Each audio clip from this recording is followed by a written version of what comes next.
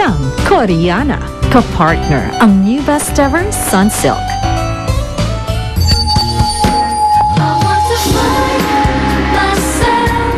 Ito si Juana, ang kaibigan mong tumakas sa mental. Pero anak, si Nerissa to eh. Dito, ang sabi niyo sa akin, napatay mo na yung hayop na babae niyo. Tapos ngayon makakatanggap ako ng balita na buhay pa pala siya. Alam ni Lisa, ngayon na pa talaga kayo pupunta sa Bicol? Oo, Bebeng, kailangan ko na kasing kumilos kaagad para mahanap ko na yung anak ko. Nakakasiguro ka ba sa sinasabi mo, Sonia? Kaya pala nararamdaman ko na mahalaga ako na hindi ko maintindihan. Siya pala ang inay ko. Hinahanap ko kasi si Josefina. Nagtatrabaho daw siya doon sa casa ni Sandra. Tagaluto daw siya doon eh. Kilala niyo ho ba? Bakit mo hinahanap si Josefina? Hinahanap ko siya kasi iniwan ko sa kanya yung anak ko eh. Jung ka mo? Oo, Jenny Jung. Koreana yung anak ko. Koreana ka mo, anak mo? Oo. Kwento mo nga sa akin. Gusto ko lang malaman, paano kayo nagkahiwalay? Kasi papunta kami sa Bicol noon. Eh, merong masasamang loob na hinarang yung bus namin. Nagkahiwalay kami kasi iniwan ko siya doon sa isang babae. Yung kay Josefina nga. Di ba, yung restaurant sa bayan, yung family name nun eh. Teka, anong pangalan nun? Chang Hee-jung. Kano-ano mo yun? Kamag-anak niyo ba yun? Kilala mo yung anak ko? Tanong naman ako ng tanong sa'yo. Di ka naman sumasagot. Pwede ba? Sagutin mo muna lahat ng mga tanong ko. Oo, pero matagal na kasi kaming walang ugnayan ni Chang-hee eh. So ang ibig mo sabihin, si Chang-hee talaga yung lolo ng anak mo. Tama ba ako? Tama? Oo.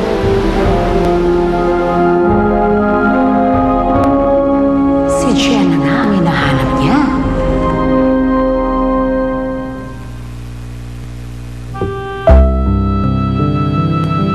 Hindi ko alam kung ano ang dapat kong maramdaman. Ngayong alam na namin na buhay pa pala ang asawa mo, Philip. Natutuwa ko. Dahil kahit paano, masaya si Jenny. Pero, naroroon ang pangamba ko.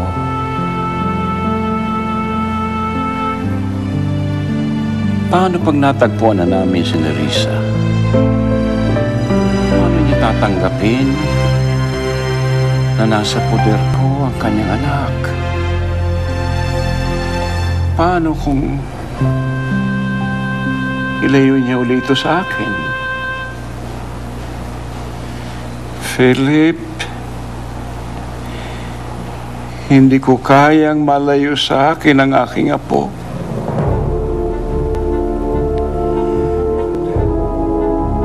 Dati mong kapitbahay si Josefina. May alam ka ba tungkol sa kanya kung saan niya dinala yung anak ko? Naku, pasensya na talaga. Gusto talaga kitang tulungan. Pero ang pagkakaalam ko, lumipat na sila eh. Tapos ang tagal kong nawala kasi nag-abroad ako. Alam mo na, di ba? Hirap yung buhay dito. Kaya kailangan mag-fly ako. Tapos, pagbalik ko, wala na siya. Wala na sila. Hindi ko na alam kung saan sila. Pero huwag kang mag-alala. Pinapangako ko sa'yo, tutulungan kitang hanapin sila, ha? Para mahalap mo na yung anak mo. Talaga? Oo, tulungan kita. Oh, maraming salamat. Nakita ko talaga siya. Ano? Hawak mo si Nerissa? Nagulat ka, no? Paano naman nangyari yun?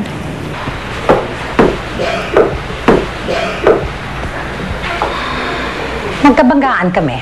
Pagkatapos nagtanong siya sa akin kung meron ba daw akong kilalang Josefina kasi doon niya iniwan yung anak niyang Jenny Jung ang pangalan. Eh, syempre nagka-interest ng lola mo, di ba? Eh, Diyos ko naman pala. Violeta, tama pala, hinalak ko si Jenna ang hinahanap niya. At sino mag-aakala na ikaw pa malalapitan niya? Na pinapaalam ko sa'yo. Dahil alam ko naman magkaka-interest ka eh. Pero, pagkakitaan ko muna tong babaeng to, no? Ibang klase ka rito ng mabaho, no? Violeta, lahat ng pabor na hihingin mo sa akin, lahat yun may kapalit. Hello?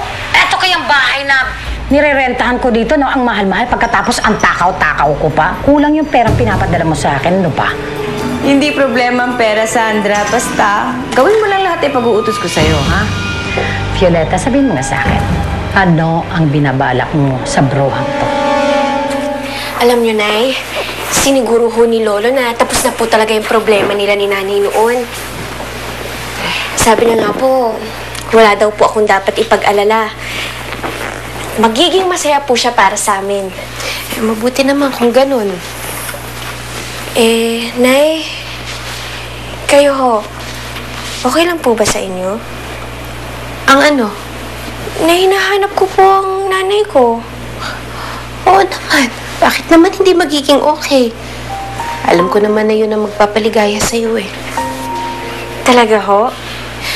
Anak, bakit ko naman ipagkakait sa'yo ang karapatan mong gustuhing makita at makasama ang tunay mong ina?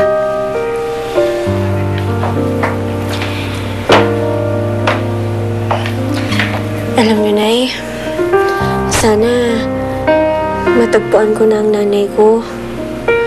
Para naman makasama natin siya dito.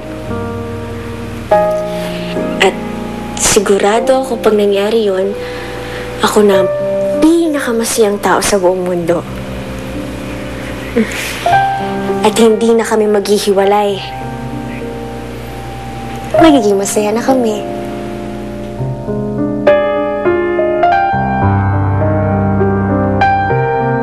Makinig ka mabuti sa pagagawa ko. Gusto ko, kupkupin mo muna si Nerissa. Gusto ko maging mabait ka sa kanya.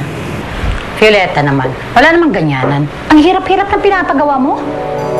Kailangan maging mabait ka sa kanya para hindi siya makahalata sa intensyon natin sa kanya. Sige na. Wala akong magawa. Sige, magbabait-baitan ako. Yan ay kung kaya ko, ha. Hindi ko pinapangako yan. Basta kailangan makuha mo ang tiwala niya. At pag dumating yung tamang panahon, saka natin siya gagamitin. At makakaganti na ako sa Jenang yun. Tama ba ako, Violeta? Tayo, Sandra. Makapaghihiganti na rin tayo kay Jenna.